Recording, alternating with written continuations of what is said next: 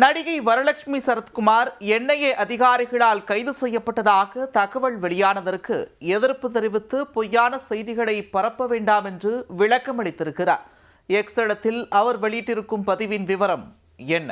சமீபத்தில் தனது காதலருடன் நிச்சயதார்த்தம் செய்து கொண்ட நடிகை வரலட்சுமி சரத்குமார் தனுஷின் ராயன் படத்தில் முக்கிய கேரக்டரில் நடித்துள்ளார்.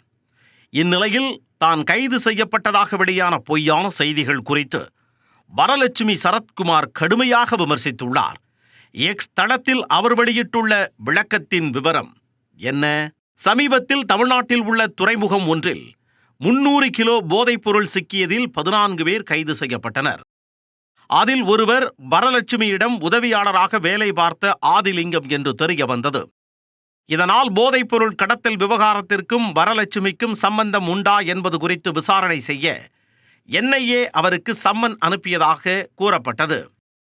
ஆனால் இந்த தகவலை வரலட்சுமி மறுத்த நிலையில் ஆதிலிங்கம் என்பவர் தன்னிடம் 3 வருடங்களுக்கு முன்பு தனி உதவியாளராக வேலை பார்த்தவர் என்றும் அவருக்கும் தனக்கும் எந்தவிதமான தொடர்பும் அதன் பிறகு கிடையாது என்றும் தெரிவித்திருந்தார்.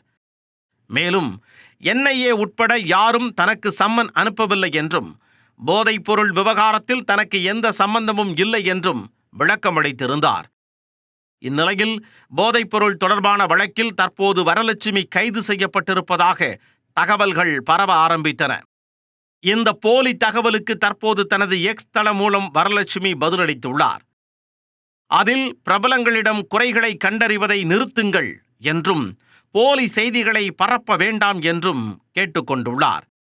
நாட்டில் 1000 பிரச்சனைகள் உள்ள நிலையில் ஆதாரமற்ற செய்திகளை பரப்புவதை நிறுத்துங்கள் என கூறியுள்ளார். என்ஐஏ அதிகாரிகளால் கைது செய்யப்பட்ட ஆதிலிங்கத்திடம் இருந்து 2100 கோடி ரூபாய் மதிப்புள்ள 300 கிலோ ஹெராயின் மற்றும் AK-47 ரக துப்பாக்கிகள், 9 mm துப்பாக்கி குண்டுகள் மற்றும் வெடி மருந்துகள் உள்ளிட்டவை கைப்பற்றப்பட்டிருந்தன. தற்போது ஜாஃபர் சாதிக் போதைப்பொருள் வழக்கில் கைதான நிலையில் ஆதிலிங்கம் வழக்கிலும் என்ஐஏ தீவிரம் காட்டி வருவதாக செய்திகள் பரவ ஆரம்பித்தன. அதன் ஒரு பகுதியாகவே வரலட்சுமி குறித்த வதந்தியும் பரவியிருப்பது குறிப்பிடத்தக்கது.